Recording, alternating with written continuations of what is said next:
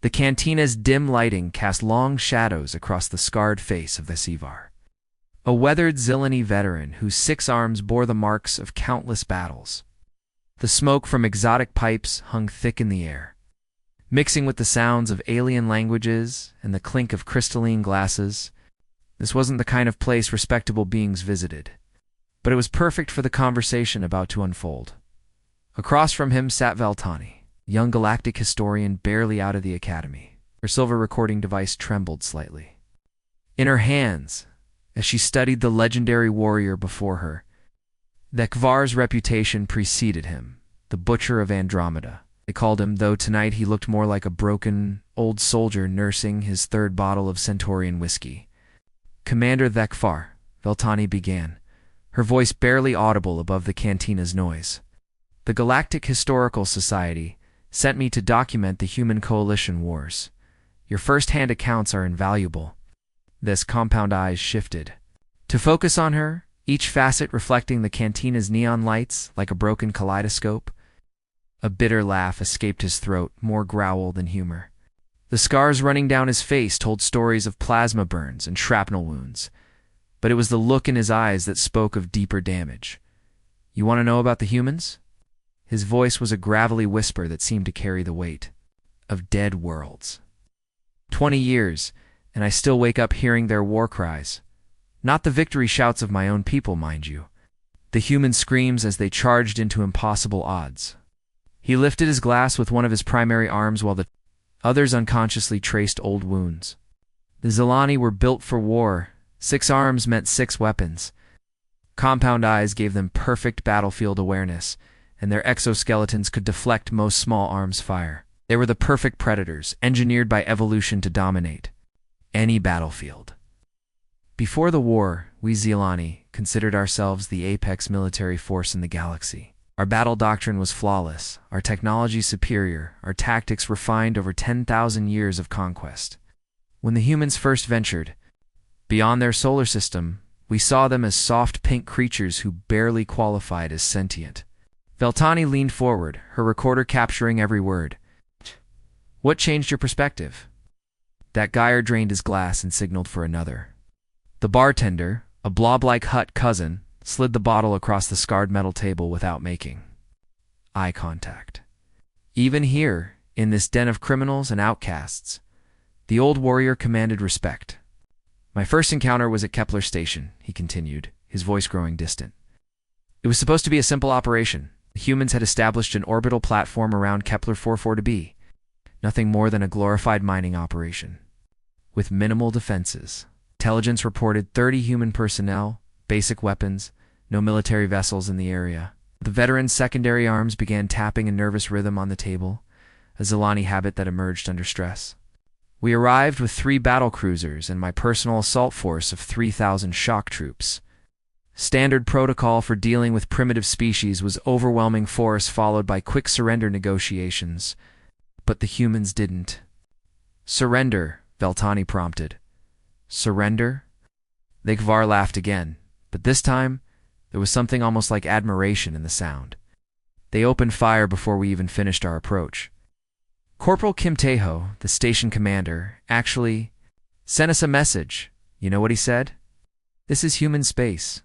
You have 10 seconds to turn around before we make you regret coming here.'" The old warrior paused to pour another drink. His hand steadier now as he lost himself in the memory. 10 seconds. 30 humans against 3,000 of the galaxy's finest warriors, and they gave us a 10-second ultimatum. We laughed. My officers found it amusing that such a small force would dare threaten us. I ordered the standard orbital bombardment to soften their defenses before landing troops, but every missile we fired was intercepted by their point defense systems. Every torpedo was shot down by manually aimed cannons. Thekvar's compound eyes seemed to focus on something beyond the cantina walls. That should have been impossible. Our targeting computers calculated a 0% success rate for a manual fire against our munitions, but somehow these humans were doing it. The boarding action was where everything fell apart. My shock troops breached the station's hull in 12 different locations simultaneously. Standard Zilani tactics, overwhelming force, multiple entry points, quick suppression of resistance. We expected to find cowering civilians begging for mercy. Instead, we found Corporal Kim Taeho. The veteran's voice dropped to almost a whisper, forcing Veltani to lean closer. Around them, the cantina's noise seemed to fade, as other patrons unconsciously strained to hear the legendary warrior's words. Taeho had been shot 6 times by the time we reached the command center. Plasma burns covered half his body, his left arm was nearly severed, and hanging by strips of muscle and sinew. Any rational being would have collapsed from shock. This human was still at his post, manually firing the defense cannons. Dekvar's primary hands clenched into fists. We finally breached the command center. He turned to look at me, no fear in his eyes, just cold determination. He looked at me like I was already dead, like my 3,000 troops were just an inconvenience he hadn't gotten around to dealing with yet. And then he spoke. His voice was steady, despite the pain, despite the hopeless situation.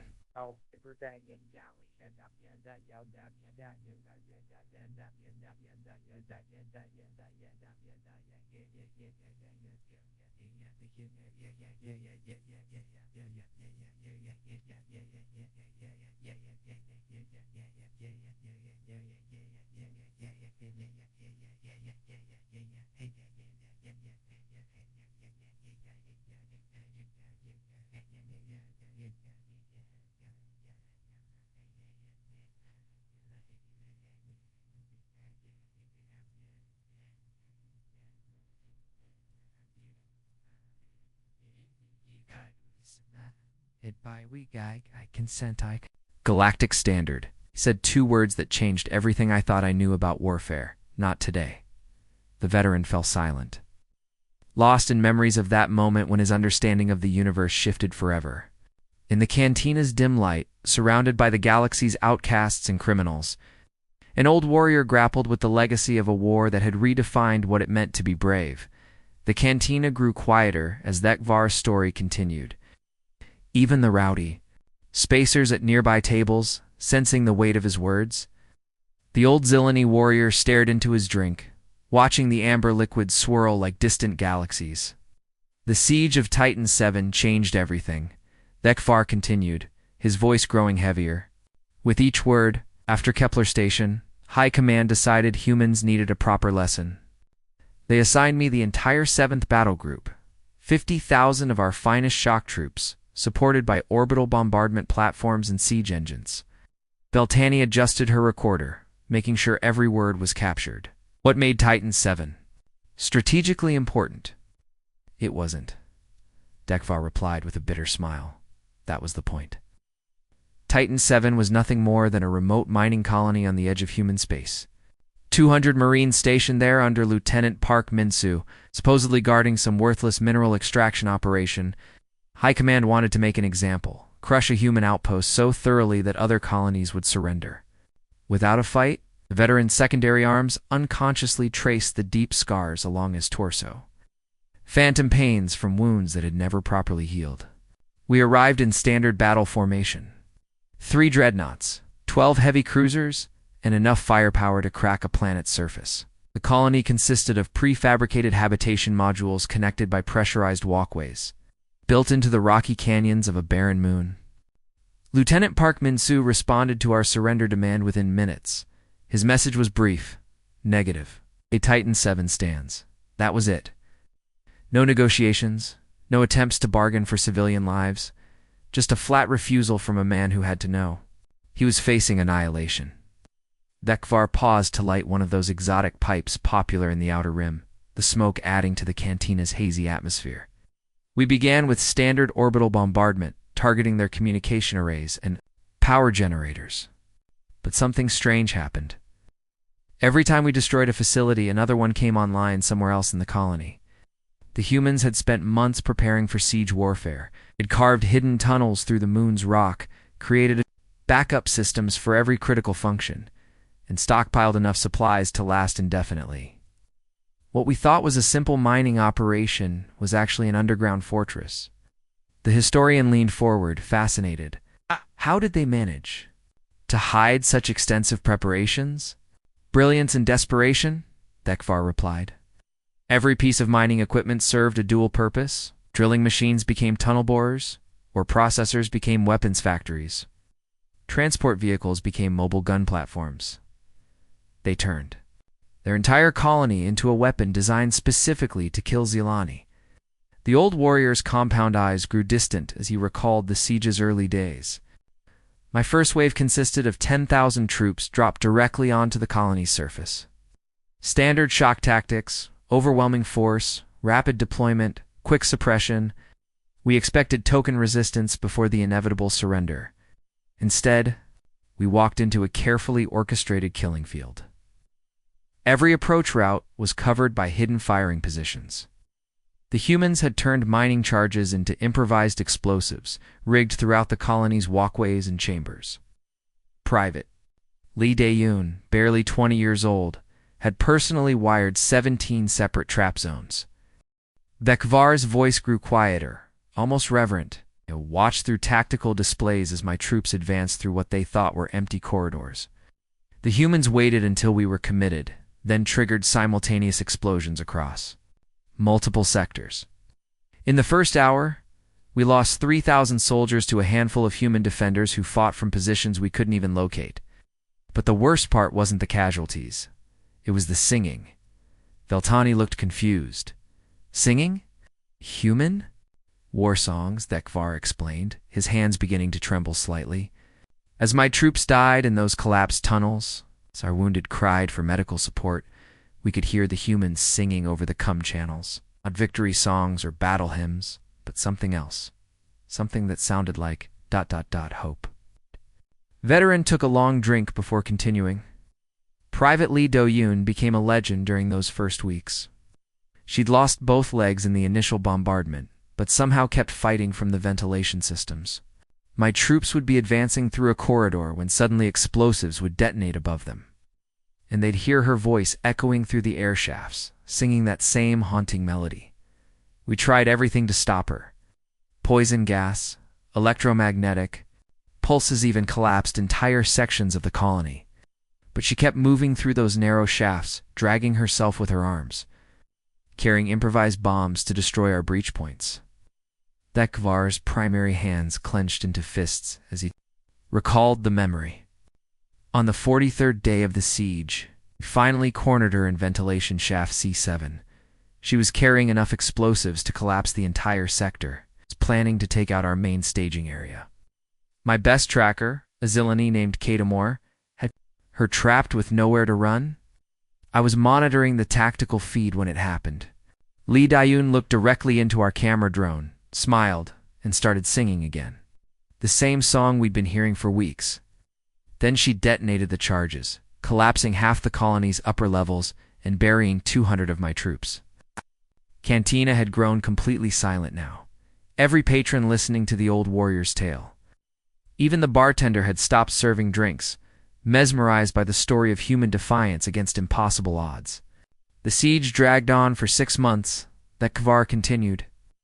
Every day brought new horrors, new examples of human ingenuity and determination. They turned maintenance robots into suicide bombers, reprogrammed mining drones to attack our positions, and somehow kept fighting even when we cut off their power, water, and air supplies. On the final day, when we thought we had them cornered in the colony's central hub, Sergeant Yoon Jaemin came over the cum. His voice was calm, almost peaceful, like a father talking to his children. We're out of ammunition, but we're not out of fight. Vest's voice cracked slightly. Then they charged. 200 humans, most of them wounded, some barely able to walk, armed with nothing but mining tools and their bare hands. They came at us screaming that song, that damn song that still haunts my dreams. We won that battle, but it cost us 30,000 troops. My superiors called it a victory. I called it a warning of what was coming. The veteran's voice dropped to barely above a whisper, forcing everyone in the cantina to strain forward. Even the background hum of the air recyclers seemed to quiet as Vekvar prepared to share his most painful memory. The Vega incident, he began, his compound eyes reflecting the cantina's neon lights like fractured mirrors.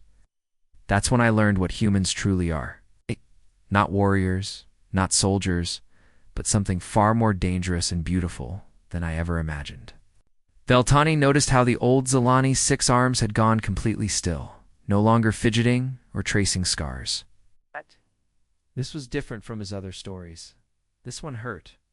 It happened during the war's 3rd year, HFY continued. A radical faction called the Void Reapers had split from the main Zilani military. They were extremists who believed the only way to deal with humans was complete extermination. No prisoners, no mercy, no rules of engagement. The veteran reached into his worn combat jacket and pulled out a small data pad, its screen cracked, but still functional. The Void Reapers had established a prison camp on Vega Prime, a dead world on the edge of neutral space. They weren't just holding human captives there. They had taken 500 Zilani civilians, including younglings, from colonies that had refused to support their extremist agenda. Vekvar's voice grew hollow as he continued. The younglings were barely past their first molting, equivalent to human children. The Void Reapers were using them as bait, broadcasting their suffering across all frequencies, demanding that moderate Zilani factions join their cause or watch innocents die. Our own military high command made the calculation, he said, the bitterness in his voice cutting through the cantina's smoky air. 500 civilians versus the risk of losing entire battle groups in a rescue attempt. The official decision was to write them off as acceptable losses. Veltani felt her throat tighten. But the humans didn't accept that decision. Captain Han So-young was attending a joint military briefing when the intelligence reports came. Thekva replied. I was there, representing the moderate Zilani factions trying to negotiate an end to the conflict. When our generals declared the prisoners expendable, this human woman, barely 5 feet tall, stood up and volunteered her Special Forces unit for immediate rescue operations. The old warrior's hands began to shake as he recalled the moment. The briefing room went silent. Everyone knew it was a suicide mission. The Void Reapers had 200 heavily armed extremists, guarding a fortified compound on a planet with no breathable atmosphere. Any rescue attempt would require orbital insertion, fighting through multiple defensive positions, and somehow extracting 500 civilians while under constant fire. Captain Han looked around that room full of high-ranking officers and politicians, and she said something I'll never forget. Those are children in there. Human Zilani? Doesn't matter. Children don't get left behind. Thekvar activated his datapad, showing grainy surveillance footage of the Vega Prime compound. The images revealed a sprawling complex of prefabricated buildings surrounded by defensive walls and automated weapon systems. The human Special Forces unit was called Ghost Squadron, he continued. 12 soldiers, each one a veteran of the worst battles of the war. They had a 100% mission success rate, but they'd never attempted anything this impossible. I requested permission to accompany the rescue mission as a liaison officer. My superiors agreed, probably thinking I'd die in the attempt and they'd be rid of a moderate voice. The truth was, I needed to see if humans were really as different as they seemed. The veteran's voice grew stronger as he described the mission preparation. We launched from the human carrier Indomitable in a single stealth transport. The plan was insane. Drop directly onto the compound, fight through the defenses, locate the prisoners, and extract them before enemy reinforcements arrived. During the flight, I watched the human soldiers prepare for what they knew was their final mission. They weren't singing war songs or psyching themselves up for battle. They were writing letters to their families, recording goodbye messages, and discussing how to divide their personal effects. Thekvar's compound eyes focused on something beyond the cantina walls. Sergeant Choi Jun-ho spent the entire flight looking at pictures of his daughter. She was about the same age as the Zilani younglings we were trying to rescue. He showed me her drawings, told me about her first day of school, shared stories about teaching her to ride a bicycle. When we reached the drop zone, Captain Han gathered her team for final instructions. She didn't give them a speech about duty or honor. She simply said, "Remember, we're not here to win a battle. We're here to bring children home." The veteran paused to steady his voice before continuing. The insertion went perfectly. We landed in the compound's central courtyard under cover of darkness, using adaptive camouflage to avoid detection. But the Void Reapers had been expecting us. They triggered every alarm system simultaneously, flooding the compound with armed guards. That's when I saw humans fight for something beyond themselves, Thegvar said, his voice filled with awe. Sergeant Choi Jun-ho took 3 plasma bolts to the chest in the first seconds of combat. But he kept advancing, laying down suppressing fire so his teammates could reach the prison blocks.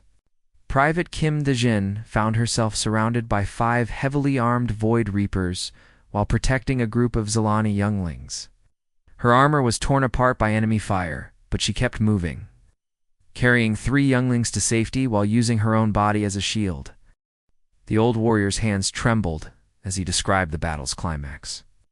The compound's main power generator was located in the center of the complex, protected by automated defense systems and 50 Void Reaper guards.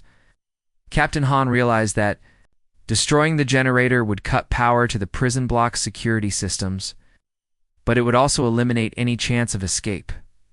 She made the call anyway.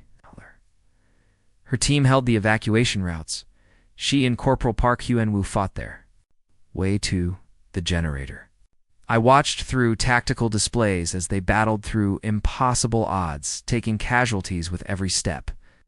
Var's voice cracked as he reached the story's climax. When the generator exploded, it took out half the compound's defensive systems, but also trapped Han and her team in the center of enemy territory.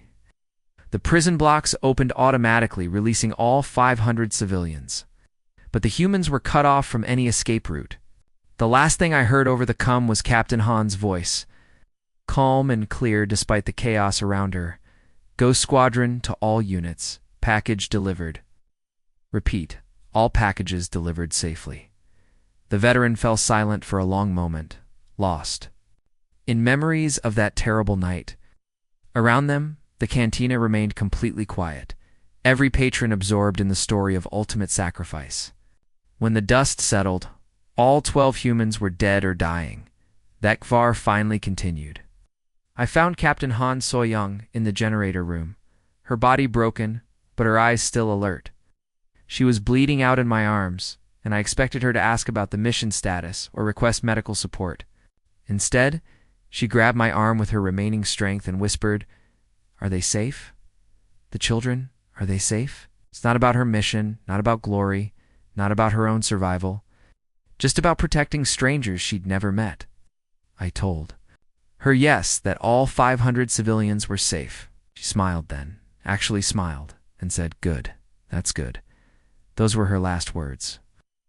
Thegvar closed his datapad and sat back in his chair, emotionally drained from reliving the memory. That night I understood why the galaxy fears humans. It's not their weapons or their ships or their tactical brilliance. It's their absolute refusal to let evil win, even when stopping it costs everything they have. The cantina remained silent, the weight of the story settling over everyone present like a heavy blanket. In the distance, a ship's horn echoed across the spaceport, carrying travelers to destinations unknown. The Battle of Seoul was supposed to end the war, Thegvar said, his voice thick with old emotion that seemed to weigh down every word. He stood, abruptly, his chair scraping against the cantina's metal floor, and walked to the grimy window overlooking the spaceport. Outside, ships of every size and origin moved through the darkness like fireflies, but the veteran's eyes saw only ghosts. By the war's 5th year, we had pushed humanity back to their home system, he continued, his breath fogging the glass. The final campaign was perfectly executed. 300 Zilani warships, supported by allied fleets from 6 different species. We had them surrounded, outgunned 10-1, with no possible escape routes. Eltani watched the old warriors. Reflection in the window, noting how his 6 arms hung limply at his sides, all fight drained from his battle-scarred frame. Standard military doctrine suggested the humans would negotiate surrender terms to save their civilian population. Any rational species would have surrendered, Thegvar replied, his compound eyes reflecting the spaceport's lights like broken stars.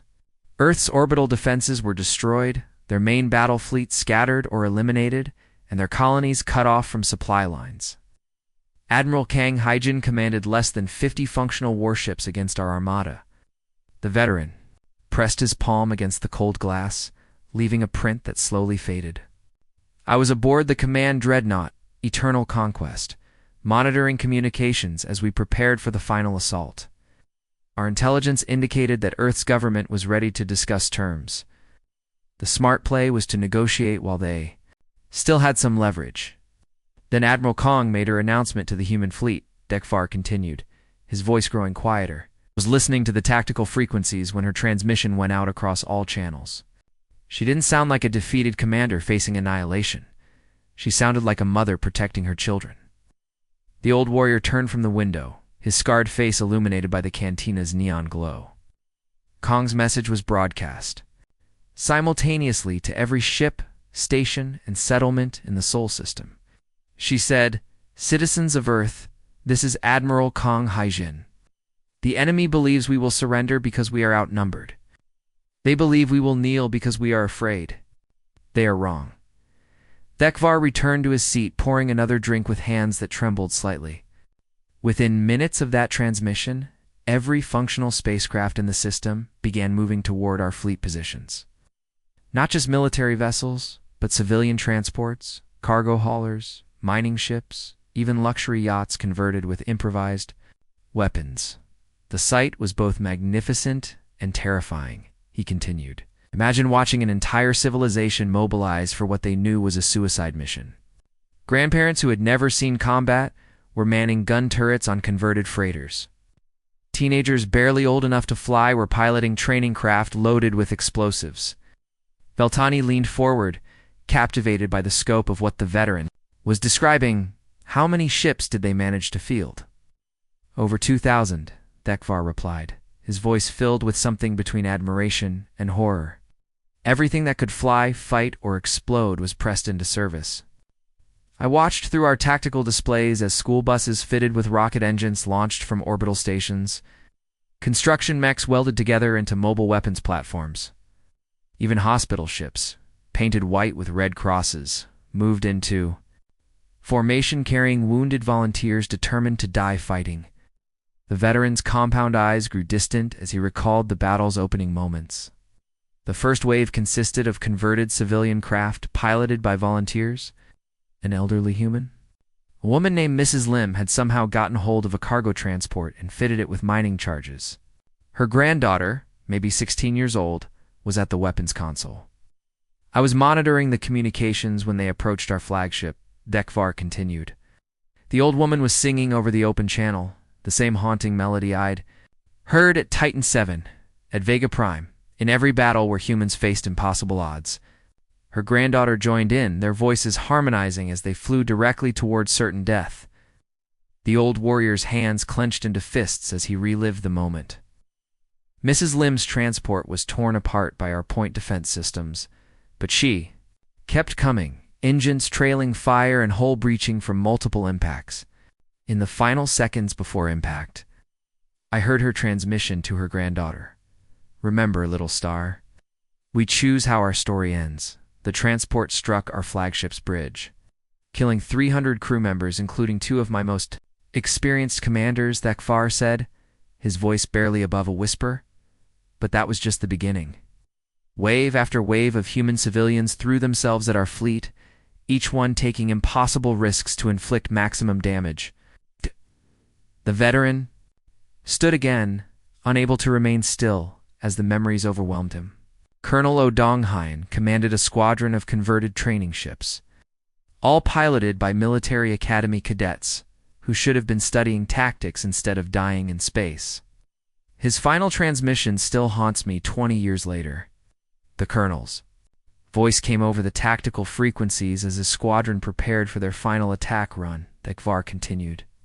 He spoke directly to our fleet, in perfect galactic standard, as if he were having a conversation with old friends.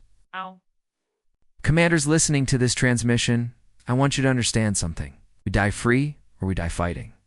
There is no third option. The cantina had grown completely silent. Every patron mesmerized by the old warrior's tale of humanity's last stand. Even the bartender had stopped serving drinks, his attention focused entirely on that RS words. Then, I saw something that broke my understanding of warfare forever, the veteran continued. Human children, some barely teenagers, manning gun turrets on improvised warships. They weren't conscripted or forced into service. They had volunteered, choosing to die fighting rather than live under occupation. One ship, converted from a passenger liner, was completely crewed by students from Earth's orbital academies, Dekvar said, his voice cracking with emotion. As they flew toward our battle line, taking devastating fire from multiple dreadnoughts, they were singing their school anthem over the communications channel. The old warrior's compound eyes reflected unshed tears as he reached the stories. Climax. I saw those children charging into our weapons fire when I watched grandparents sacrificing themselves for a future I'd never see. Something fundamental broke inside me. We weren't fighting soldiers anymore. We were trying to exterminate something pure and terrible and beautiful. I realized that we could destroy every human ship, level every human city, kill every human being in the galaxy, Dekvar continued, but we could never defeat what they represented. The idea that some things are worth dying for, that freedom is more precious than life itself.